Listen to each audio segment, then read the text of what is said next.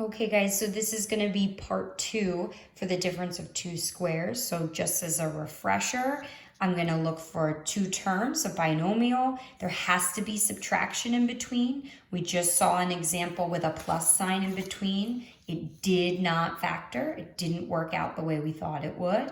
I challenged you to try different combinations of signage to see that you will never get this back, no matter what setup you do inside with your signs. And I need both my terms to be perfect squares. So that's your refresher from the last video. So let's see, let's take a look at some more involved examples. So what do I have here? 9 is a perfect square, x squared is a perfect square, 16 is a perfect square, everything's a perfect square, minus sign in between. I go right to my double bubble. What am I going to put in that first position to give me 9x squared? A 3x and a 3x. 3 squared is 9. X squared is x squared. What's going to go in that second position? 4. 4 squared is 16. What's going to get that binomial back? Right? What is going to leave me with a binomial when I double distribute that plus minus combination? The two different signs is what allows those middle terms to cancel and leave me with just two terms when I double distribute.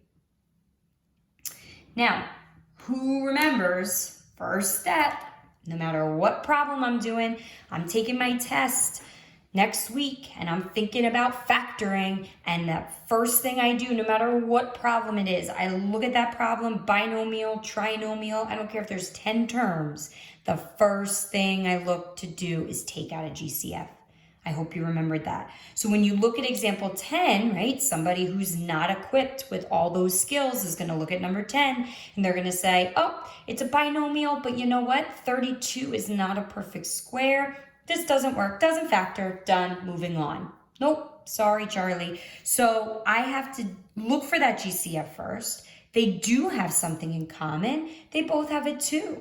So I'm going to factor out a 2 as part of my GCF. I am not doing my difference of two squares yet. I am first just taking out a 2. They both have a 2 in common. That leaves me with an x squared for my first term. Minus sign comes down. What is 32 divided by 2? That's 16. Well, what do you know?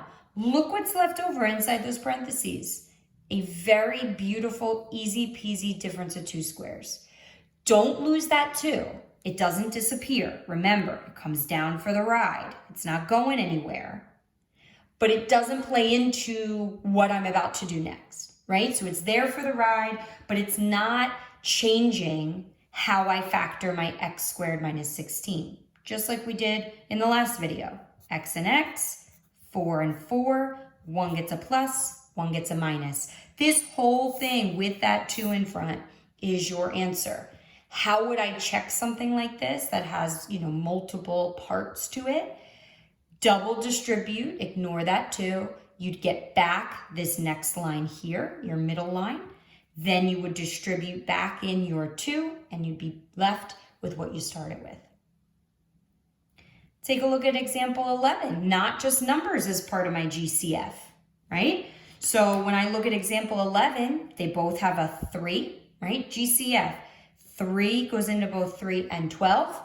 What about the fact they both have x's in them? Guess what my GCF is this time? 3x, the whole thing. I can take, and I have to, take out everything they have in common, the greatest common factor. Not just something they have in common, but the biggest thing that they have in common is a 3x. When I divide my first term, 3x cubed, by 3x, the 3's cancel. I subtract my exponents here, exponent rules chapter 7, and I'm left with an x squared. Bring down that minus sign. When I do 12x divided by 3x, my x's cancel. Something over itself cancels is just 1. 12 over 3 is 4. Again, that 3x doesn't disappear. You can't just willy-nilly get rid of it. It stays along for the ride, but all I'm doing from steps 2 to 3 is looking at that difference of two squares inside the parentheses, and I'm factoring this x squared minus 4. How do I factor that? X and x. What squared is 4? 2. 1 gets a plus, 1 gets a minus. That whole thing with that 3x out in front is my answer. How would I check that? I would ignore the 3x momentarily, double distribute. I'd get back this line right here. I would distribute back in my 3x, and I would get, hopefully, what I started back with initially. Let me take a look at example 12, right? Example 12 is a great one. Students look at example 12, they see it's a binomial, 2 terms, but there's a plus sign in between. Well, this isn't the difference of 2 squares. I guess it doesn't factor, right? Doesn't factor, and I'm on my way. Nope. It does factor. Because what is step 1, no matter what my problem is? Doesn't matter 2 terms, 3 terms, 25 terms. Step 1 of factoring is GCF. And these 2 terms do have something in common. They both have a 2. So when I factor out a 2, I'm left with x squared plus 25, which, you're right, does not factor further. This is not the difference of 2 squares because that is a plus, not a minus. But I still took out a 2. I factored out a 2. So does it make sense if I write doesn't factor? That doesn't make any sense. You did factor. You factored out a 2. This, though, is where I stop. I can't take it any further because this is not the difference of 2 squares. That binomial with that plus sign in between, I can't take it any further. All I can do with a binomial and a plus sign in between is take out a GCF. That's it.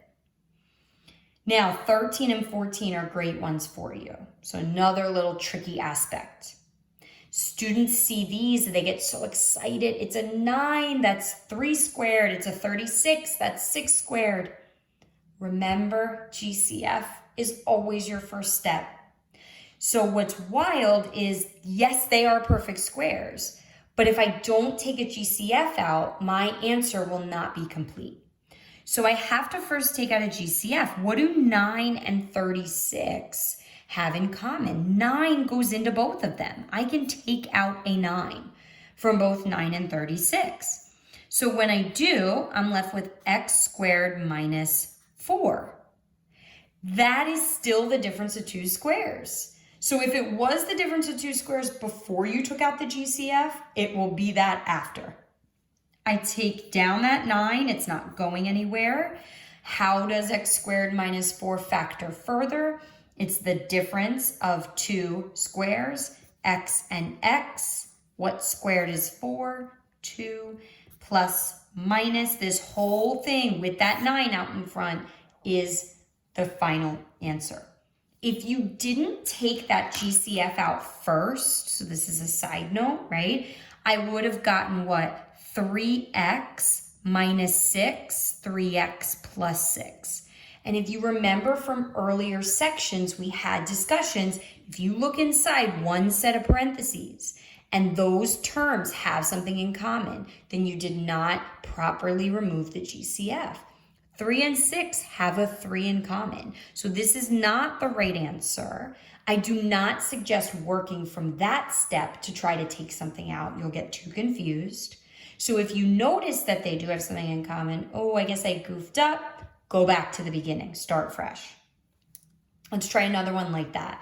I see the 4 and the 16, I get super excited, right? Because those are both perfect squares. But step 1 of factoring every single time is to take out my GCF. They both have a factor of 4 inside of them. So I take out my 4, and that's what I'm left with. And this is the first one I think that we did that had 2 variables in it. Doesn't matter, doesn't change anything, right? This is a perfect square, so is this, right? So that 4 out in front comes along for the ride. What's gonna give me that x squared? X and x. What's gonna give me 4y squared? 2y, 2y.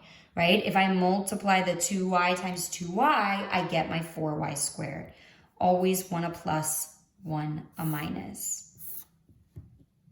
Had I not taken out that 4 to begin with, right, I would have gotten 2x and 4y, which have something in common. I didn't take out my GCF. This is the correct answer with that GCF taken out.